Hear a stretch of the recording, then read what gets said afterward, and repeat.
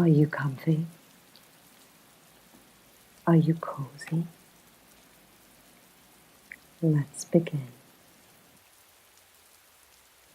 Once upon a time, there was a frog who was madly in love with a princess. He lived in a lily pond right next to a deep, dark, inky, black well. This well was so deep that it went all the way to the middle of the earth. Up on the hillside lived the beautiful princess in a castle with stone turrets and golden doors.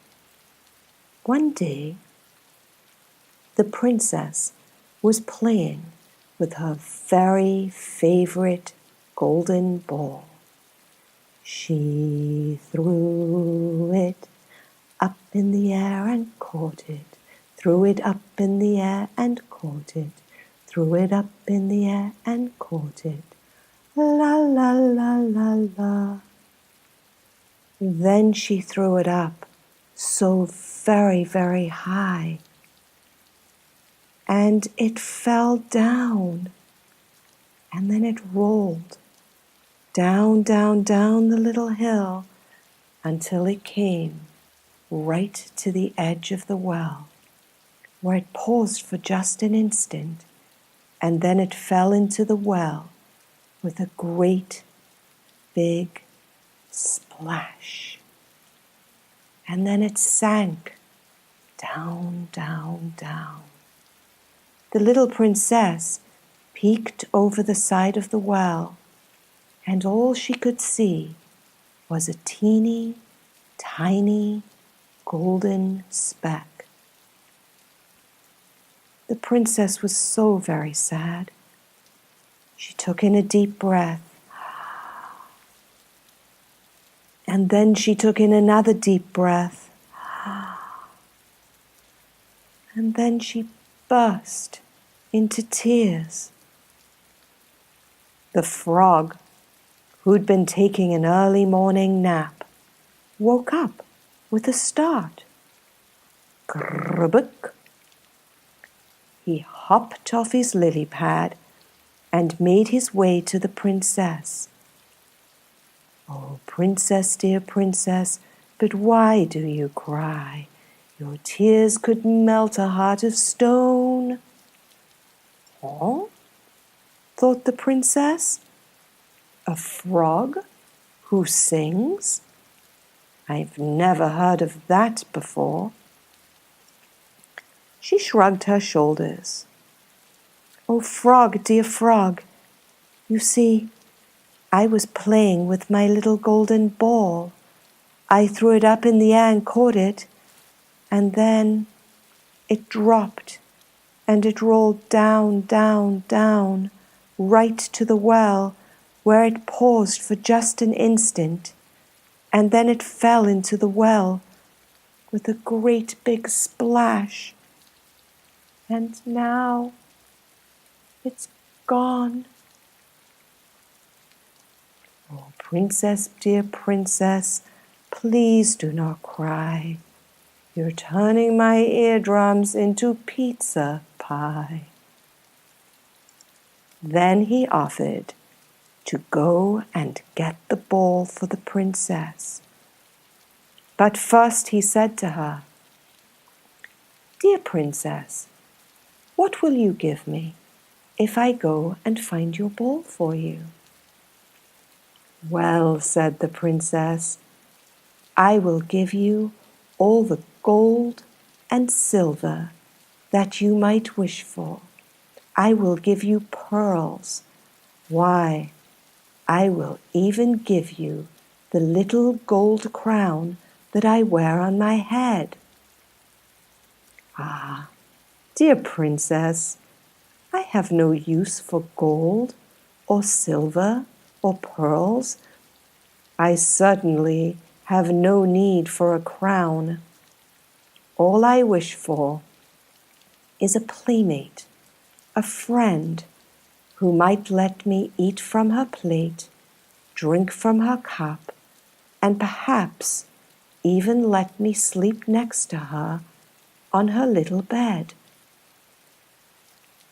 Frogs don't eat from plates, drink from cups, or sleep in beds, thought the princess. What is this frog talking about? But she really wanted to get her bowl back, so she said, "Okay, I'll give you whatever you just said. Just please go get me my bowl." Before you could say dippery-doo, the frog had hopped into the deep, dark, inky black well. Well, he swam down, down, down, but all he could see was a teeny, tiny speck of gold in the distance. And he swam down, down, down, down.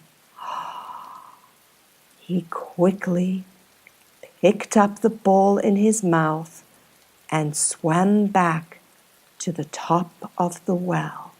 Swoosh, swoosh, swoosh, swoosh. The princess quickly took the bowl from the frog, and without so much as a farewell or a thank you, she danced her way up the hill. Trip-diddly-dee, trip-diddly-doo, trip-diddly-diddly-diddly-dee, trip-diddly-dee, trip-diddly-doo, trip-diddly-diddly-diddly-dee. Yoo-hoo, princess, don't forget about me, your friendly frog who saved your golden bowl, called the frog after her. But alas, she did not even hear him. That evening, the princess happily sat down to dinner on her little golden chair with her father, the king. They heard some strange sounds on the steps outside. Splish, splash, hop, hop. Splish, splash, hop, hop. Splish, splash, splish, splash, splish, splash, hop, hop.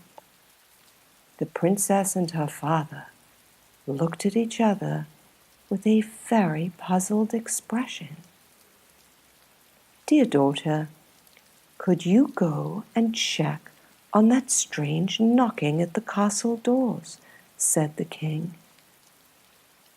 The princess dutifully went down the stairs and creaked open the door. She looked this way, and then she looked that. She saw absolutely nothing. "Excuse me, it's me, down here, your frog friend. Remember this morning I saved your golden bowl for you, and you promised me that you would be my friend. Let me eat from your plate, drink from your cup, and sleep next to you in your little bed." Oh,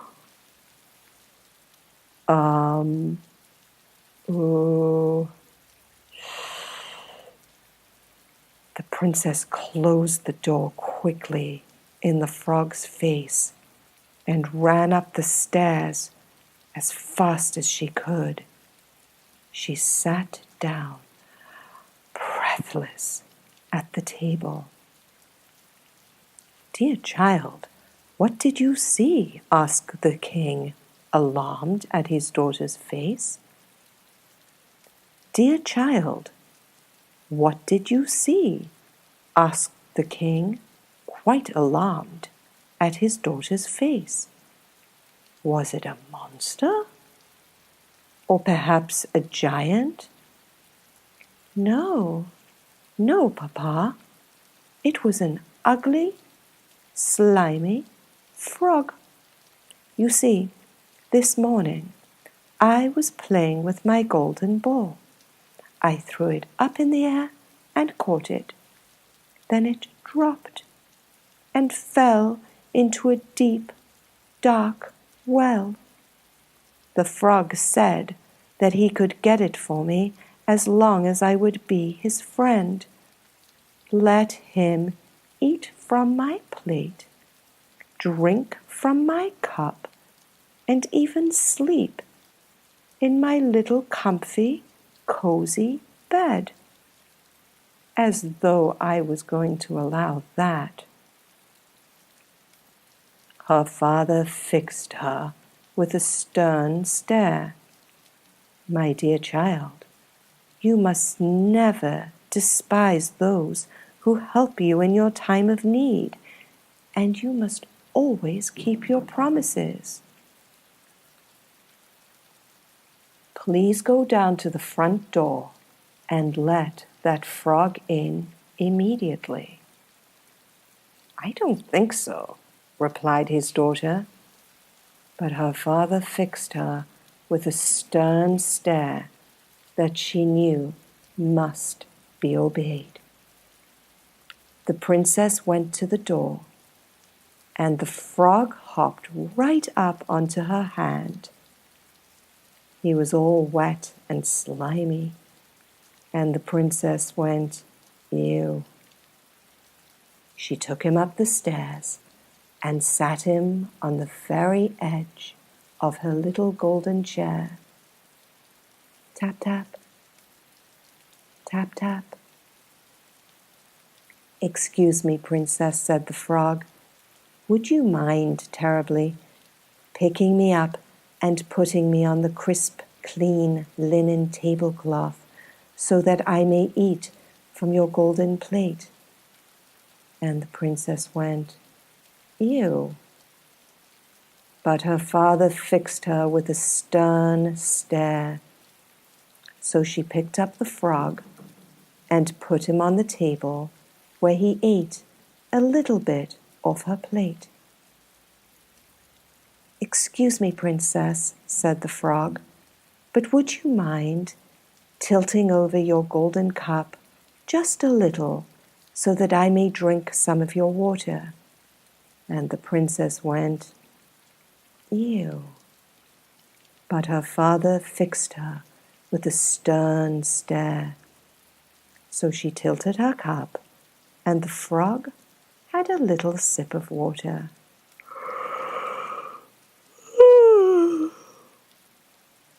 He stretched his little frog arms. "Oh, it's been a long day, and I'm so tired. Shall we go to sleep in your warm, comfy, cozy bed?" And the princess went, "Ew." But her father fixed her with a stern stare. So she picked up the frog and took him to her little bed. She put him right on the very bottom edge. Tap, tap. Tap, tap. "Excuse me. Do you think you could put me next to you on the pillow? I might get a little scared. This is a whole new place for me to sleep." And the princess went, "Ew." But she knew that she must keep her promise. So she put the frog next to her on her little golden pillow. Oh, but how well the frog slept that night, knowing that he had made a friend. And the princess, well, she hardly slept at all. The next morning, the frog said, "Grubick, goodbye," and off he went to his lily pad. And the princess thought to herself, "Phew, that was easier than I thought it would be." But that day, she missed the frog just a teeny tiny little bit. And that night, once again, there was a strange sound on the stairs. Splish splash, splish splash, hop hop, splish splash, splish splash, hop hop. "Oh no," said the princess, but her father fixed her with a stern stare. So she went downstairs and creaked open the door.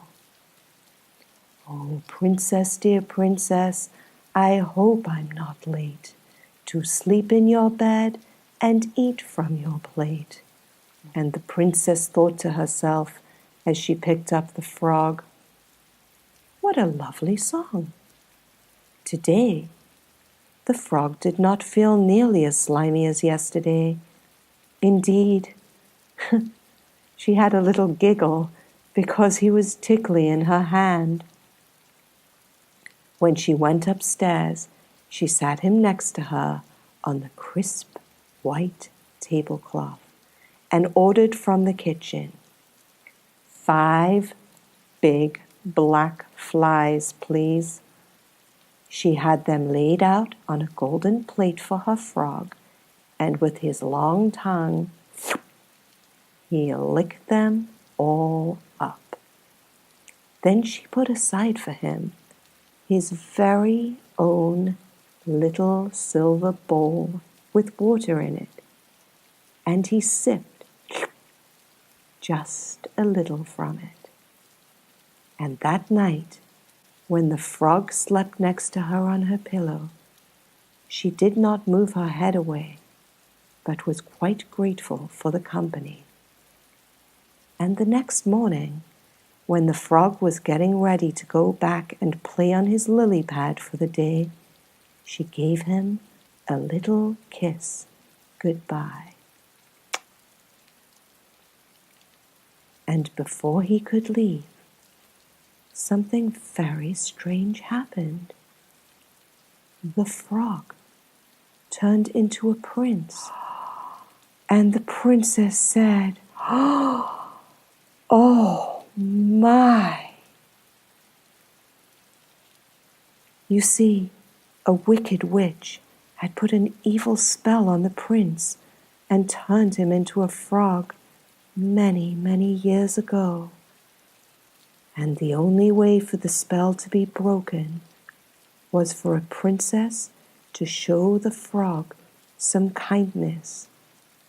Immediately, the handsome frog prince went down on one knee and asked the princess to marry him. "But of course," said the princess. They went downstairs and told her father the king, who immediately gave his consent, and soon, with great merriment and celebration, they were married. The prince's handsome carriage showed up at the castle gates to escort the prince and princess back to the prince's magical kingdom. And they all lived happily ever after.